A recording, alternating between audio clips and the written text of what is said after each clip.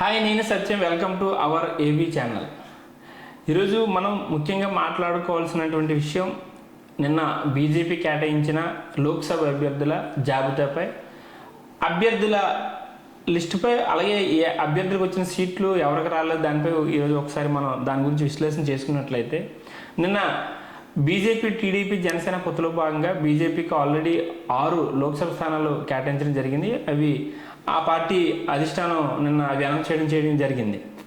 అయితే ఇక్కడ ప్రధానంగా మనం మాట్లాడుకున్నట్లయితే, మా ఎంపీగా ఉన్నటువంటి వైసీపీలో గత 2019 ఎన్నికల్లో గెలిచినటువంటి నర్సాపురం లోక్సభ అభ్యర్థి ఎంపీ రఘురామకృష్ణరాజు గురించి మనం ఒకసారి మాట్లాడుకున్నట్లయితే, ఆయనకి ఇప్పుడు కేటాయించిన సీట్లలో ఆయనకి సీటు కేటాయించలేదు బీజేపీ అధిష్టానం.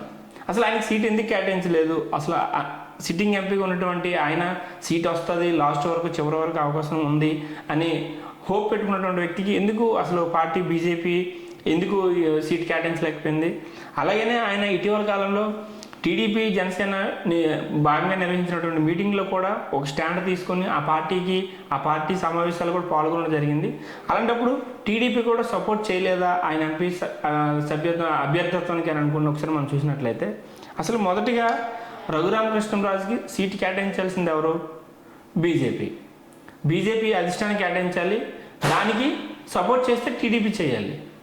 కానీ ఆయన నిన్న ప్రెస్ మీట్ పెట్టి ఆయన దువ్వెత్తి పోస్తుంది. ఎవరిని పోస్తున్నారు? వైసీపీని, అలాగే బీజేపీ ఇదివరకు ఉన్నటువంటి సోము వీర్రాజుని, వీళ్ళిద్దరినీ టార్గెట్గా మాట్లాడుతున్నారు తప్పితే పార్టీ అధిష్టానం బీజేపీ ఎందుకు కేటాయించలేదు లేదా టీడీపీ ఎందుకు నాకు సపోర్ట్ చేయలేదు అనే విషయంపై మాట్లాడకపోగా, నాకు నష్టం జరిగింది, పలానా వ్యక్తి వల్ల నాకు సీట్ రాలేదు, దానికి కారణం వైఎస్ జగన్మోహన్ రెడ్డి లేదా వైసీపీ పార్టీలో ఉన్న పెద్దలే, లేదనుకుంటే సోము వీర్రాజు అనుకున్నట్టయితే అసలు ఆయన ఎందుకు అలా మాట్లాడుతున్నారు? సో ఆయన మాట్లాడిన తీరు ఒకసారి మనం చూసినట్లయితే, అసలు ఇంతకీ బీజేపీ టీడీపీతో పొత్తులో ఉందా లేదా నిజంగా వైసీపీకి పొత్తులో ఉందా అనేది మళ్ళీ సందేహం కలిగినటువంటి అంశం. ఎందుకనంటే రఘురామకృష్ణరాజు టార్గెటెడ్గా వైసీపీని తిడితే బీజేపీ అక్కడ టికెట్ ఇవ్వకపోగా, దానికి సపోర్ట్గా టీడీపీ నుంచి కూడా టికెట్ ఇవ్వకపోగా ఆయన వైసీపీని తిట్టడం వల్ల ఆయన చెప్తుంది ఏంటి?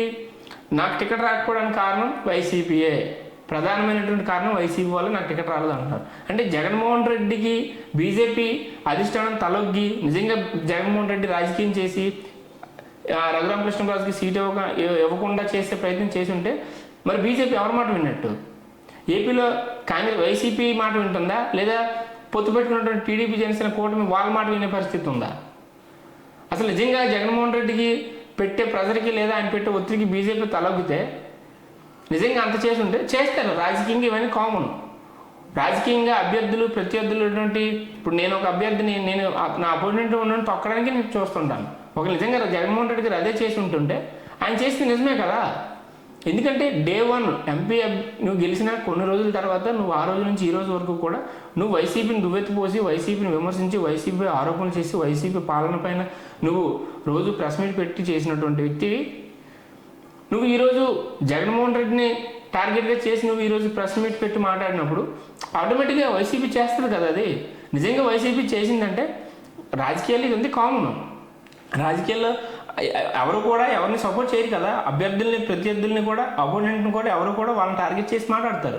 ఇప్పుడు నువ్వు ప్రెస్ మీట్ పెట్టి మాట్లాడినప్పుడు అవతల వ్యక్తి కూడా ఆయనకున్న సోర్సెస్ ప్రకారంగా, ఆయనకున్న ఇన్ఫ్లుయెన్స్ ప్రకారంగా, అసలు వాళ్ళతో పోల్చుకుంటే రఘురామకృష్ణరాజు గారికి బీజేపీ పెద్దలతో మంచి సత్సంబాలు ఉన్నాయి. పార్లమెంటు, రాజ్యసభ సభ్యులు, పార్లమెంట్ సభ్యులు, మాజీ కేంద్ర మంత్రులు, నువ్వు ఢిల్లీలో నీకే ఎక్కువ పరిచయాలు ఉన్నాయి.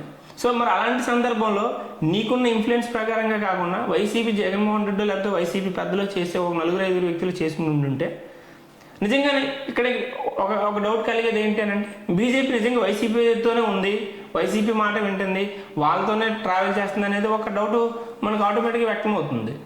సో ఈ స్టోరీ అంతా చూసిన తర్వాత అసలు జగన్మోహన్ రెడ్డి నిజంగా టార్గెట్ చేసి ఉంటే, నిజంగా సోము వీర్రాజు ద్వారాగానే ఆయన టికెట్ రాకుండా ఉంటే నువ్వు డైరెక్ట్గా ప్రెస్ మీట్ పెట్టి బీజేపీని తిట్టొచ్చు కదా, లేదా నువ్వు సపోర్ట్ చేసినటువంటి టీడీపీని తిట్టొచ్చు కదా. ఇక్కడ జగన్మోహన్ రెడ్డి నిజంగా రాజకీయం చేస్తుంటే అది కరెక్టే. నా వేలో జగన్మోహన్ రెడ్డి చేసింది కరెక్ట్. ఎందుకంటే జగన్మోహన్ రెడ్డి నువ్వు టార్గెట్ చేసి ప్రతిరోజు నువ్వు ప్రెస్ మీట్ పెట్టి తిట్టావు కాబట్టి నీకు ఈరోజు సీట్ రాకుండా అడ్డుకునే ప్రయత్నం చేస్తే జగన్మోహన్ రెడ్డి ఆ విషయంలో సక్సెస్ అయ్యాడని నేను అనుకుంటాను. మరి నువ్వు అలాంటిది నువ్వు సక్సెస్ కాలేదు. నువ్వు సీట్ తెచ్చుకొని నీకున్న సత్సంబాలు వాడుకొని నీకున్న టీడీపీ జనసేన పొత్తులో భాగంగా నువ్వు ఇన్ఫ్లుయెన్స్ చేసుకొని నువ్వు సీట్ తెచ్చుకోలేకపోయి నువ్వు ఈరోజు ప్రెస్ మీట్ పెట్టి మళ్ళీ అదే వైసీపీని టార్గెట్గా తిట్టడం అనేది ఎంతవరకు కరెక్ట్? అసలు నువ్వు టార్గెట్ చేసి మాట్లాడింది అసలు అది సంబద్ధతగా ఉందా? అసలు నువ్వు సీటు కోల్పోయింది ఎక్కడ? నువ్వు అడగాల్సింది ఎక్కడ? నువ్వు తిట్టాల్సింది ఎవరిని? అంటే ఇక్కడ రఘురామరాజు కృష్ణంరాజుని నేను వ్యక్తిగతంగానో లేకపోతే లేదా ఆయన చేసిన దాన్ని ఒక పొలిటికల్ యాంగిల్లో మనం విశ్లేషణ చేసినప్పుడు ఏంటంటే ఇప్పుడు నిజంగా కావాలంటే వైసీపీ అంత రాజకీయం చేసి ఉంటే ఇంకొక అభ్యర్థి కోసం మాట్లాడాలి. సో ఎందుకంటే రఘురామకృష్ణంరాజు గారు ఇక్కడ ఏపీలో పొలిటికల్గా మనం ఒకసారి చూసినట్లయితే రఘురామకృష్ణంరాజు గారికి ఎంపీ సీటు వస్తుంది, ఆయన ఆల్రెడీ ఒక టీడీపీ సమావేశంలో పోటీ చేసేది నేనే అని చెప్పేటువంటి సమయంలో కూడా చాలామంది అనుకుంటారు అంటే టీడీపీలో భాగంగా ఆయన రావచ్చు, లేదంటే బీజేపీ పరంగానే ఆయనకి సీటు కేటాయించవచ్చు అని. సో ఆల్మోస్ట్ టీడీపీ అన్ని సీట్లు కేటాయించింది కాబట్టి ఇంకా ఖాళీ ఉన్న సీట్లు బీజేపీకి అలర్ట్ చేసింది కాబట్టి బీజేపీ కూడా ఇచ్చే అవకాశం ఉంటుంది కానీ అందరూ అనుకున్న పరిస్థితి. సో అక్కడ కూడా రాని పరిస్థితి అనమాట. సో ఇక్కడ నేను చెప్పేది ఒకటండి, ఇప్పుడు ఎక్కడ పోగొట్టుకున్నామో అక్కడే వెతుక్కోవాలన్న సందంగా ఇప్పుడు రఘురామకృష్ణంరాజు ఆయనకున్న సత్సంబంధాలు, ఆయనకున్న పరిచయాలు, ఆయనకున్న రాజకీయ నేతలతో ఉన్నటువంటి అటాచ్మెంట్స్ వల్ల ఆయన ఖచ్చితంగా ఇన్ఫ్లుయెన్స్ చేసుకోగలిగే క్యాపబిలిటీ ఉన్నటువంటి వ్యక్తి. ఆయన అన్ని విధాలుగా బలంగా ఉన్నటువంటి వ్యక్తి. నిజంగా జగన్మోహన్ రెడ్డి గారు చేసిందే ఆయన రాజకీయంగా ఆయన సీట్ రాకుండా చేసిందని నేనైతే జగన్మోహన్ రెడ్డి గారు చేసిందే కరెక్ట్ అని అంటాను. రఘురామరాజు కృష్ణంరాజు గారు మాట్లాడే మాటలు అది నాకైతే కరెక్ట్గా అనిపించలేదు. ఎందుకంటే ఆయన చేసేది వేరు, ఇప్పుడు మాట్లాడుతుంది వేరు. సో రఘురామకృష్ణంరాజు గారు మాత్రం ఒకసారి ఆలోచించుకొని ఎక్కడైతే పోగొట్టుకుంటారో అక్కడ ప్రయత్నించి ఇప్పటికైనా అవకాశం మించుకుంది లేదు. ఆల్రెడీ కొన్ని సీట్లు మళ్ళీ రీనేమ్ చేస్తున్నారు, అభ్యర్థులు మారుస్తున్నారు, పరిస్థితుల దృష్ట్యా సామాజిక కోణాలు అన్ని విధాలుగా మారుస్తున్నారు. సో ఇంకా అవకాశం ఉంది కాబట్టి రఘురామకృష్ణంరాజు గారు ఆ వేళ ఒకసారి ఆలోచిస్తే మంచిదని నా ఉద్దేశం.